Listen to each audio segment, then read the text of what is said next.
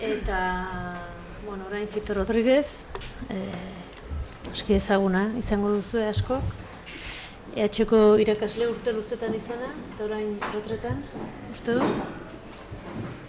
Eta, Jose Azurmendiren obra eta beste euskal pentsalari askorena ondo ezagutzen duena, eta berak hitz egingo digu emantzipazioaren aldeko bortxaren ikerketa Jose Azurmendiren arabera.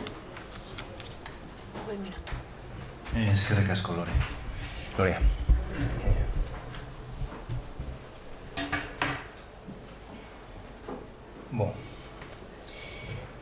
Politika arloan, bortzari buruz Jose Azurmendik eskainitako gogamen filosofikoak, demokratak eta violentoak, oraingo gazteroak, la violencia y la búsqueda de los nuevos valores, barkamena, kondena eta tortura, testo bat du oinarritzat. Gizaberaren bakeak eta gerrak. Aipatu liburuaren ardatzetariko bat etologian datza, eta zehazkiago Karl Lorenzen irakurketan.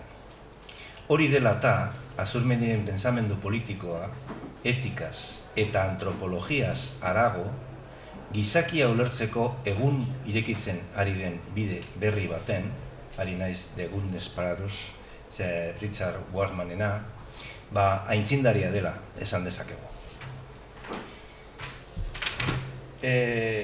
Gizaberaren bakeak eta gerrak liburua Lontxo Oyarzabal irakasleari eskainia da. Orduan, psikologia ikasten Alemanian zegoena. Filosofian berriz, Azurmendekin batera, Jesus Mari Mujika zegoen, eta askotan, 70ko hamarkada erdia zen, hango euskaldunak eztabaidatzeko elkartzen ziren. Oyarzabal zela medio iritzi izan Karl Lorenzen berri Azurmendengan, baita ura dela medio liburuaren hasierako eskaintza ura ere. Antzerako gertatu zen Jose Maria Lanalde ara heldu zelarik. Izan ere, orduko eztabaida haietatik sortu baitziren zer dugu horixen kontra, baita zer dugu horixen alde, 76 eta 77. Gizaberaren bakeak eta gerrak liburuaren aurrekaria zan, gizona abere utza da. Garai beretsua, 1975koa. Eta Oyarzabalek erein argitaletzera eraman zuen hark galeraz ezan. Baina urte asko baztertuta geratu ondoren, elkarrek argitaratu zuen ia 2 hamarkada beranduago. Beraz, aipatu liburuaren sorreran, testuingurua hurbiltzeko aurreko mendeko 70ko hamarkada erdialdera jo beharra dago. Zeinean, Alemanian, ezkerraren pensamendua Raf edo Roth Armen frakzionen astinduta zegoen, eta Euskal Herrian, baita Europa osoan ere, etako ekintzaileen aurkako Burgos epaiketaren itzalak, 1970 iraun egiten zuela. Rafeko buruzagiak, Bader, Helsin, Meinhof, 1972an atxilo zituzten. Oyarzabal, 1973an Alemanian zegoen, eta bortzaren erabilera politikan, antze bildutako euskaldunen artean, ezbaian zegoen beste gaien artean.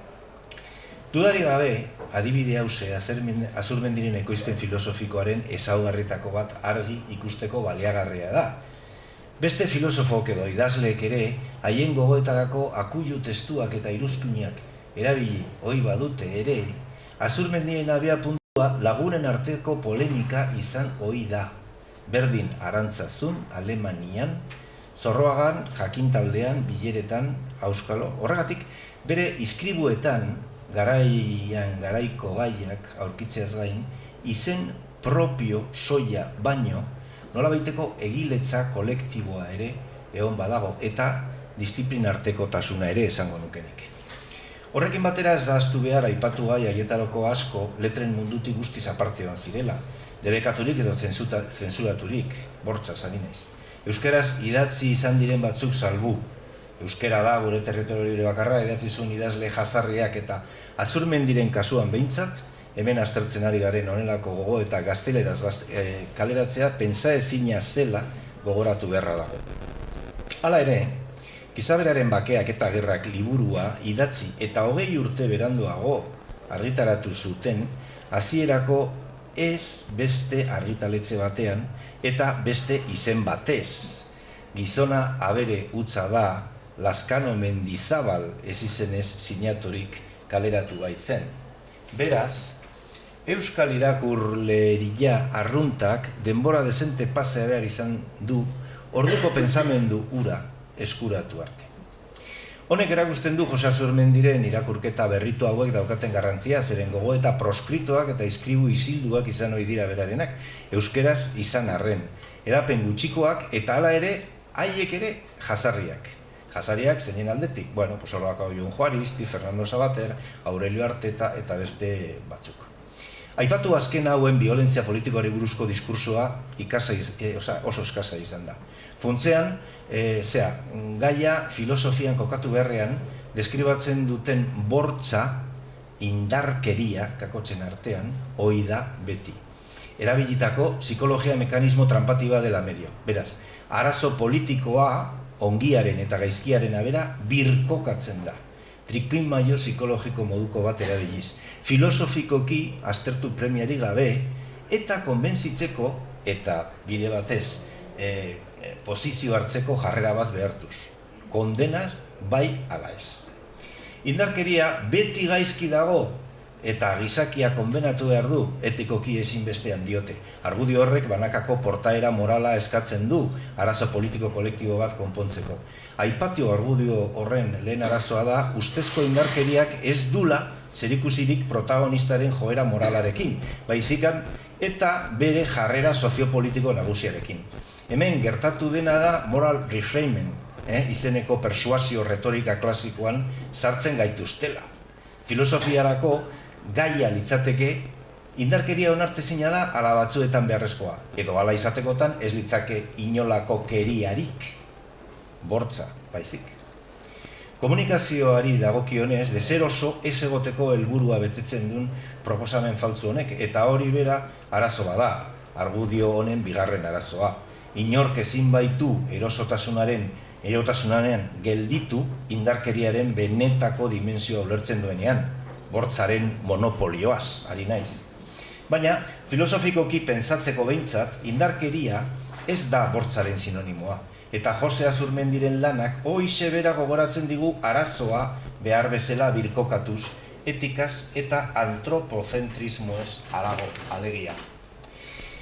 Orain bada, bere ikerketa lan guztiak denon eskura jartzeko aukera egongo dira eta finean gogamena askatzeko ere ekarpenak izango direlakoan nago. Aritz Azurmendiarruek dioen bezala Jose Azurmendien abertzalen kulturala, jakinen argitaratako artikula, Josek nazionalismoaren teoriari buruz gutxi aritu arren, nazio kulturalaren teoria ikertzeko, zehazteko eta bideak proposatzeko lana handia utzi digu.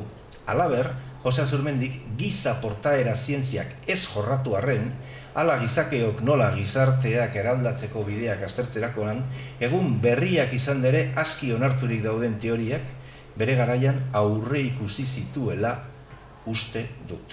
Begira dizaigun bestela, giza berearen bakeak eta gerrak liburuari. Nor zen Lazkano Mendizabal?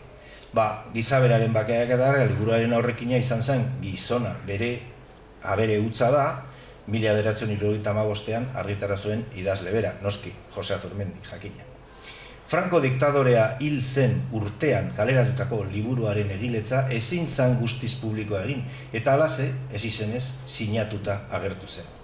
Gero etorri ziren, demokratak eta violentoak eta Euskal Herria krisian, moralismo politikoaren meditazioak izan daitezkenak, baina haien oinarrian aipatu gizona abere utza da testua daukagu. Hau da, bortzari buruzko etikaz, Espainiaren arimaz liburuan, Mikel Azurmendik argitaratutako kritikak esaterako lehendik gizaberearen bakeak eta gerrak liburuaren 80 eta 81 horrietan agertzen dira, esate baterako.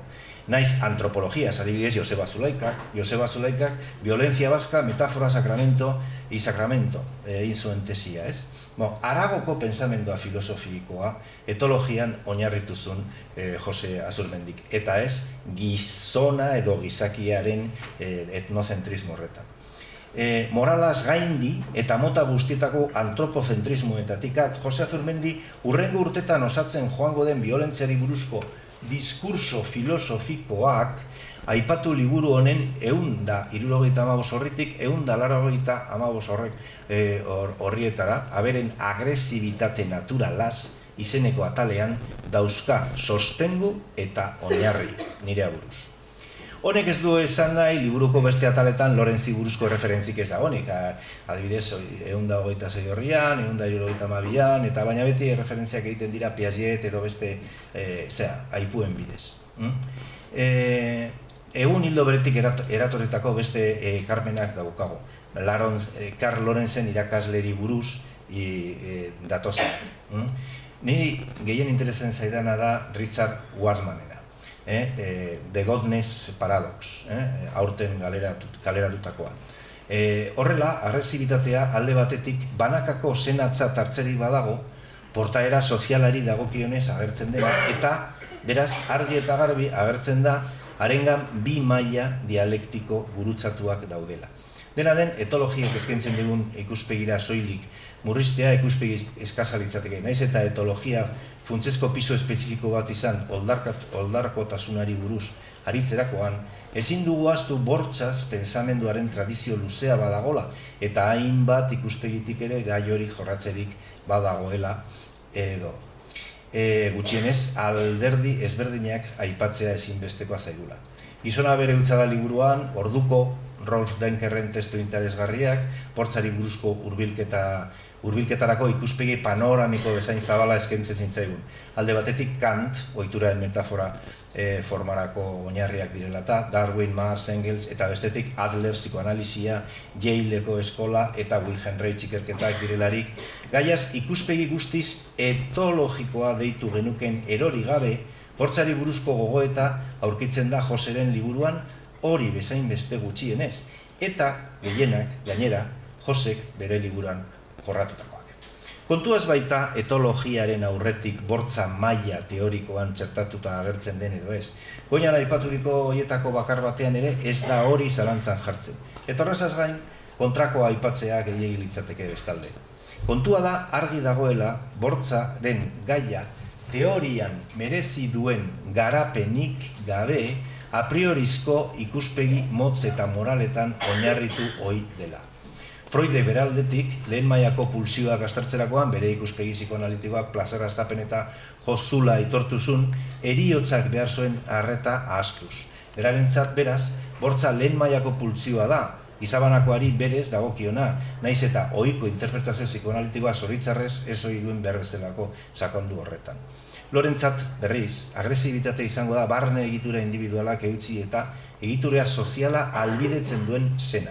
Halaber, barne egituraren bilakaera eta egitura sozial horren bilakaera albideatzen duena. Ospe handia eta txarra eukidu, hau guztiak enduko dut, bestela ez dit denborik emango. 5 minutu direla, orduan. Lorentzat eta etologiarentzat agresibitatea zena dela medio, animali kulturetan gertatzen dena gizartera estrapolatzerik badagoela, naiz eta animaliak ezin baizuten historia izan, eta horrezagatik gizakiaren historiaren eraikuntza ulertzeko ezin dela aski izan. Hauze dela eta Josek honakoa dio. Naturak ez bai du gizona pizti baizik egin, piztia. Aiduru beti, etzaiak erasoko ote dion. Atzar-atzarri beti alarma, defensarako naiz ihes egiteko tximista batean. Hori da naturak eman diona. Natura edonon den borrokan, berak ere borroka egiteko eta irauteko aparamena. Naturak natura egin du gizona, ez pensamendu, arrazoimen. Hau da, gaitzoien iturburen bila, kausa postnatural edo antinatural bat aipatzen duten teoriek, natura eta kultura bi mundu ezberdin eta apartekoak ibakitzen dituzten hipotesi dualistek edota gizonak sortu eta gerosko erortza edo bekatuaren bat imaginatzen duten asmazio guztiek, funtzean gaitz haien agerpen konkreto batzuetarako okazioak edo aitzakik bakarrik begitesten dituztela, ez iturburuak berak. Hauek naturan bertan dauden sustraiak dirak. Eta sustraiok gizonaren historia guztira edatzen dira. Hori dio Josek. Orduan, hitz egiten du aurren agresibitatea, hitz egiten du gero zeak, baina hau ez da bakarrik bere Alemaniako Euskaldun talde batean azaltzen den erreferentzi bat. Manifesto atzeratuan, Josek, pentsa 78, nik ez dut bakerik nahi, zeren bakea ez da libertatea, eta nire herriari indar egiten zaio, libertatea etorkizunean dago, libre esan nahi du, gizona ez da ideia bat, zergatik ez aitortu, gizona mendian dabiltzan otsoa bezala da, gizon honek ez du hil nahi, eta ez du hilda bizi nahi ere, libre nahi du, baina libertatea ez merezi, irabazi egin behar da, orduan bai, eguzki zarrak argi berria emanen du. 78. Idei hori da Richard Bachmanena, Harvardeko primatologoak eta katedраdunak liburu zoragarri batean argitaratu duena, The Paradox of Goodness. Nun, borroka armatuak moraltasunaren ateak iriki zizkion dio. Beta arrak hasi ziren eta A arraren kontra oldartzen. Eta horrek errukiago eta kooperatiboagoa egin zituen, eta tiraniatik askatu gintuen. Harriak jaurkitzea asmatu zenean, urrititik hiltzeko gaitasuna indar fisikoan oinarritutako hierarkiak amaitu ziren. David eta Goliaten historia. Oso hipotesi celebre badirudi, baina har indartsuago bati aurre egin behar badiozu, ez dago beste biderik. Buruan emandako harrikada batez irabaz dezakezu bakarrik. Tiraniaren aurkako borroka armatua, gizarte bidezkoago baten sorrera bermatzen duen evoluzio bidea baita Richard Bachmanentzat. Zein indar eragilek bihurtu gintuen gizaki gure lehengusu evolutiboengandik esaterako neandertalez gainetik, Richard Bachmanek gizaki bakoitzaren barruan natura basatia aipatzen du, Lorenzen agresibitatea. Azurmendiren otsoa, hotz, ez Plautoarena, ez Jobesena, ez Freudena. Gure izaera, bere ustez, animali biolentzia batean sustraituta dago, denboraren poderio zeraldatu dena egungo gizakia sortzeko. Giza arbasoak elkarrekin konspiratzen hasi zirenean, euron komunitateetan gizon oldarkorrak hiltzeko Bachmanen koalizioaren eraso proaktibo deitzen duena medio, gizateria abiatu zen bere osotasunera. Eraso proaktibo pausatua bezain premeditatua izaten da. Eraso erreaktibotik bereizten dituen ezaugarria izanik. Azken hau, oldarkorra besterik ez dana, berehalako mehatxuari erantzuten diona. Emozio beroak eraso erreaktiboa bultzatzen du. Norbaitek iraindu, egiten zaitu, eta zuk kolpe batekin erantzuten diozu. Eraso proaktibo aldiz, hotzean planeatu ohi da. Gizarteak, eskola, medikuntza, musika eta antzekoak sortu ditu, egilearen ustez, Bachmanen ustez, gizakiak konfiantzaz laguntzeko gaitasuna garatu du, eta haren aburuz horrela izan da pleistozenotik, baita indarkeria eta ankerkeria ekintzak eginez gizarte hobeagoa erdietzi ere. Aldi berean, indarkeriaren neurobiologia ere ikertu du, amigdala, aurrekaldeko azala eta garuneko beste egitura batzuk aztertu. Ildo honetatik domestikazioarekin lotutako ezaugarrien sindrome batek gizakion eta beste espezie batzuen bilakaeraren hipotesia frogatzeko moduak planteatzen ditu. Planteamendu hura, aipatzen ari garen sasoian, azizan zabaltzen, hemen Estatu Espainiarrean, adibidez Oviedoko Unibertsitatean, eta iritsi da gaur egun, adibidez, Mosterinen gana. Antzeako hipotesiak zabaldu ziren euskeraz, hemen dazkat beste autore euskaldun batzuk, eta funtzean hori da 1948ko giza eskubideen aldarrikapenak, hori da Rousseau, hori da Diderot, hori da Thomas Jefferson, hori da hain zuzen ere gure gizartea eraiki duen bidea. Jose Azurmendin manifesto atzeratuan, otsoak aipatu arren, bortzaren metaforetzat, emantzipazioaren aldeko pensamendu poetikoan ez du gizabereren bakeak eta gerrak liburutik aurrera erabiliko dun esanai berdinez egingo. Gizona mendian dabiltza otsoa bezala da. Gizon honek ez du hil nahi, ez du hilda bizi nahi, librea nahi du, baina libertatea ez merezi. Irabazi egiten da. Gauza gehiago dago baina, beste bat.